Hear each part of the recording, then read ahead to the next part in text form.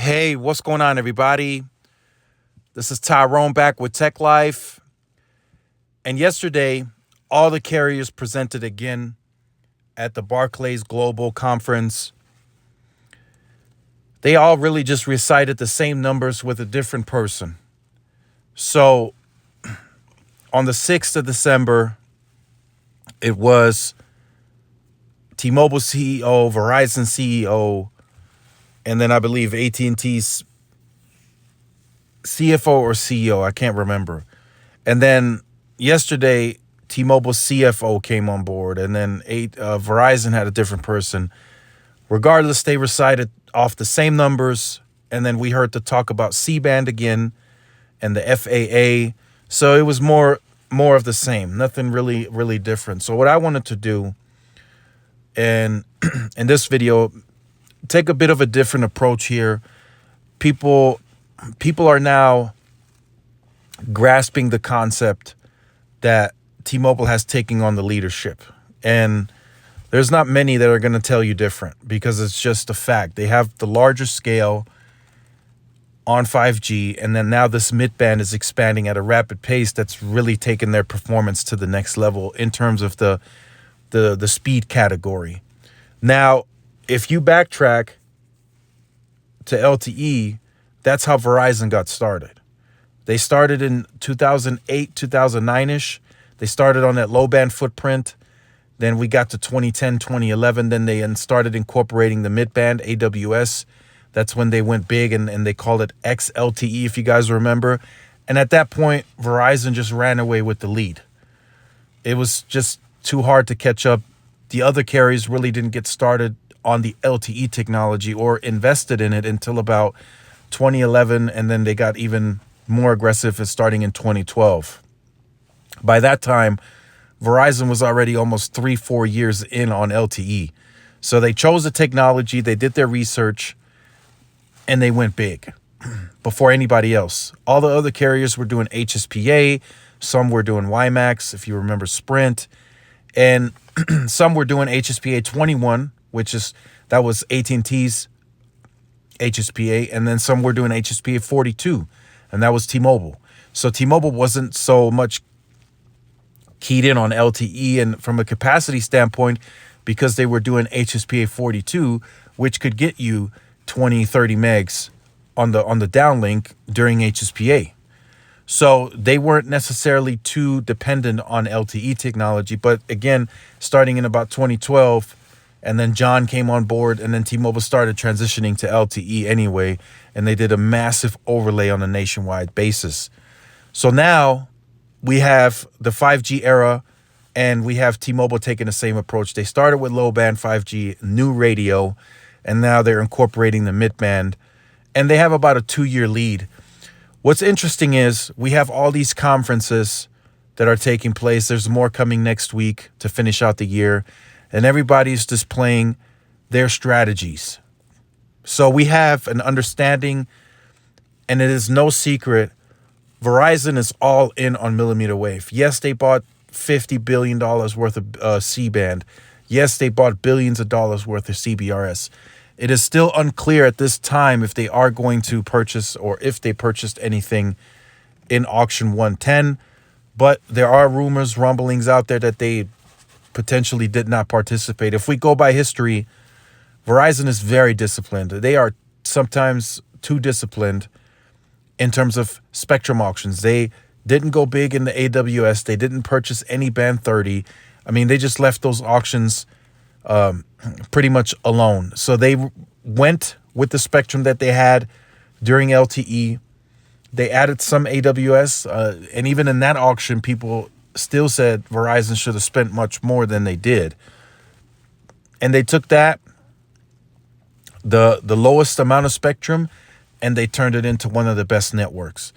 And they did that by densification. They really densified in markets. They added high backhaul, and it turned out to be a very great performing network. And of course, again, I bring up perception. A lot of you say perception versus reality. That's a good point.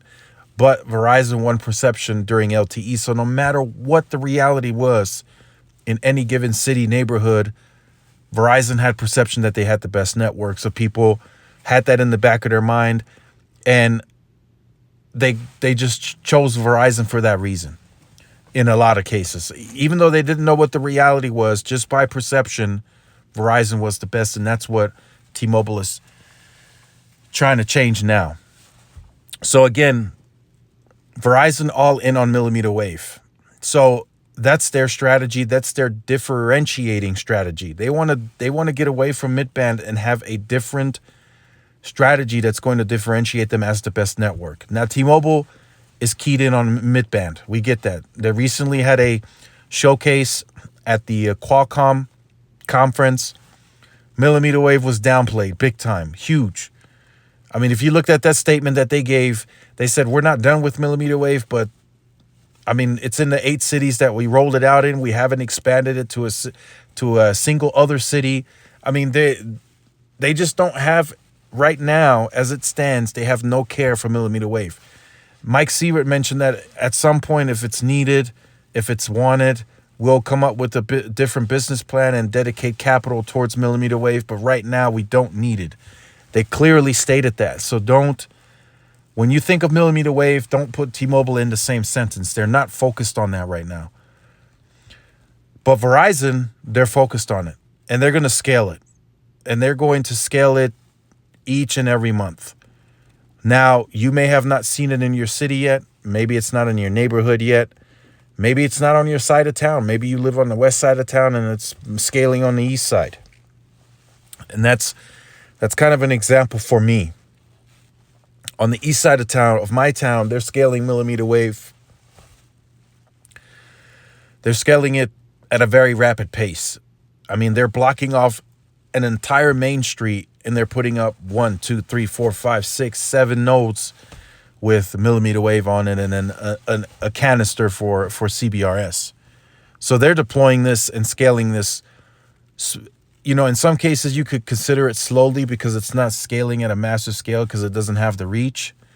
But just to put context to that, they're still going to be scaling millimeter wave in 2024, 2025, 2026, just to add context to that and how long it's going to take to scale this massive of a network. So looking at it, the underlying network, so they're building a secondary network on this millimeter wave grid, if you want to look at it that way. So there's the tower footprint, and then with these nodes and small cells, they're building a secondary network.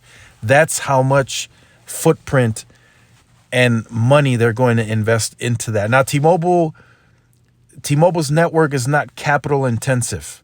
They're doing it by spectrum. Verizon is doing it by densifying. And At&T as well. At&T is not 100% in on millimeter wave. They're deploying it to a lesser extent. But I think eventually At&T will also catch up on the millimeter wave technology. But again, as we saw during LTE, everyone will be behind. If Verizon gains that footprint that they're talking about gaining and they're building it, eventually, if they are going to get to the 50% to 70% of your traffic coming from millimeter wave in the urban core, there is not going to be one midband channel that's going to save T-Mobile and AT&T on average speed. If you go to New York City in 2024, yes, it'll take time.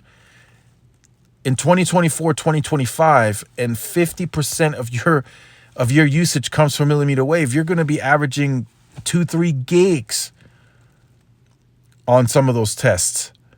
And that's going to reflect on the overall speed averages for Verizon. And I mean, that may put them back into the number one spot where they want to be.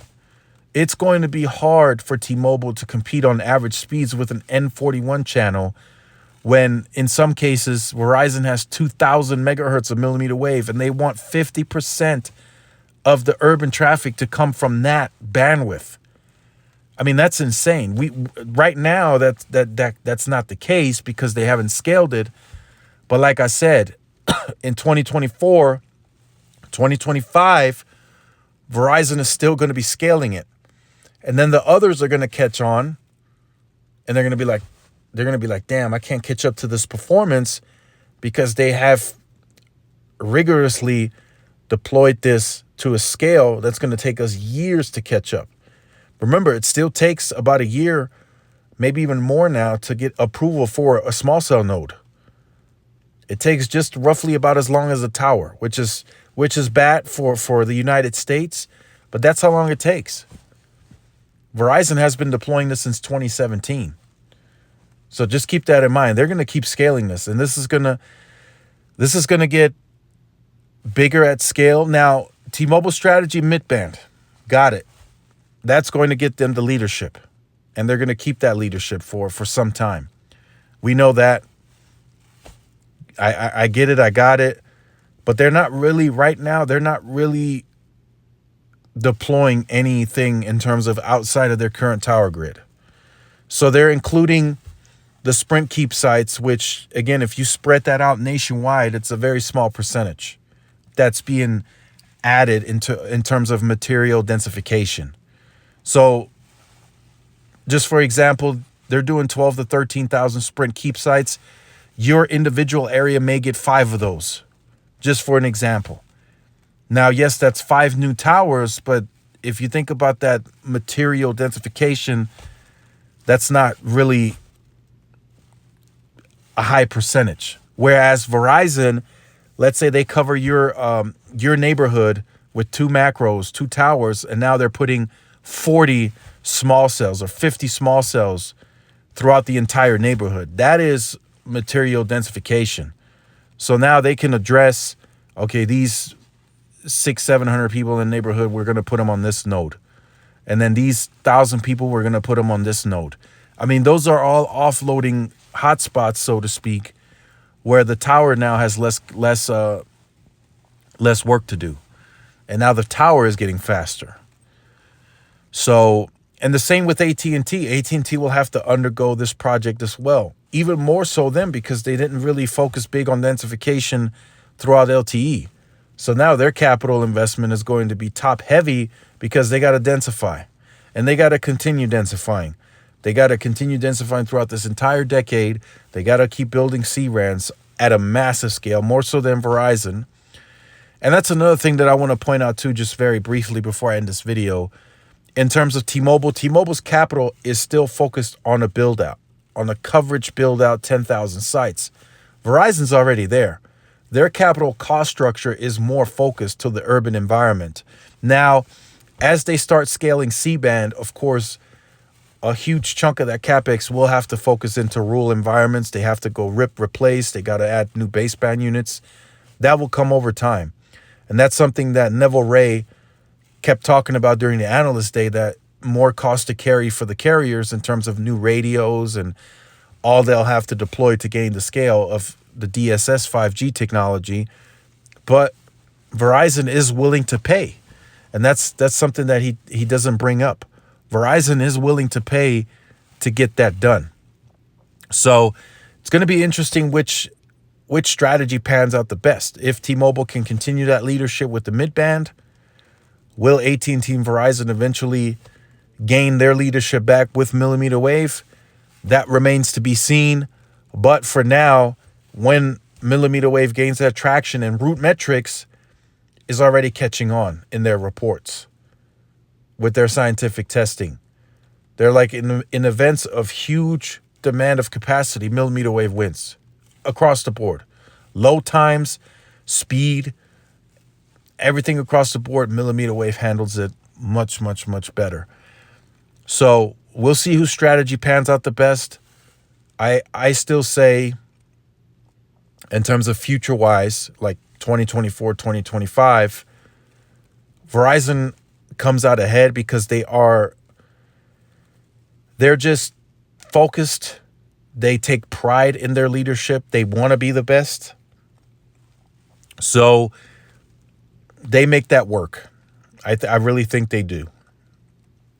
And millimeter wave eventually will start picking up their speeds. In 5G averages right now, Root Metrics does put in averages included with millimeter wave because it is a part of the network.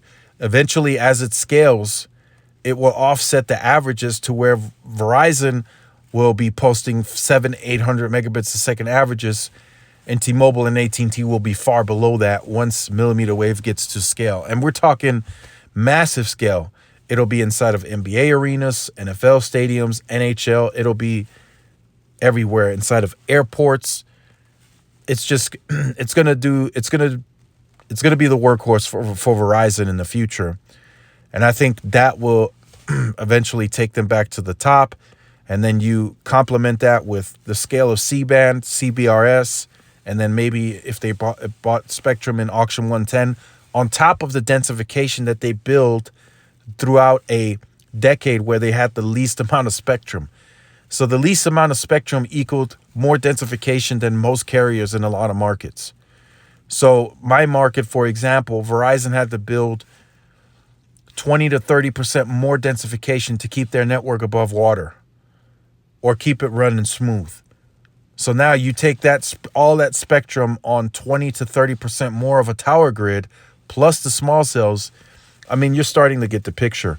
T-Mobile has not been heavily densifying beyond the dense grid that they already had. So they built their HSPA was on mid-band, so they had to build densification. But they haven't built much densification beyond that. So Verizon will exceed them in densification over the next several years. It's just naturally going to happen. And we will see if AT&T, Verizon, or T-Mobile's strategy pans out the best. So this video was a bit longer than I anticipated. I hope you guys enjoyed it. Let me know what you think about it in the comment section down below. Look forward to reading your comments. Make sure you guys like, share, subscribe. Follow the social media outlets for more updates and interactions. Thanks again for watching. See you in the next one. Peace.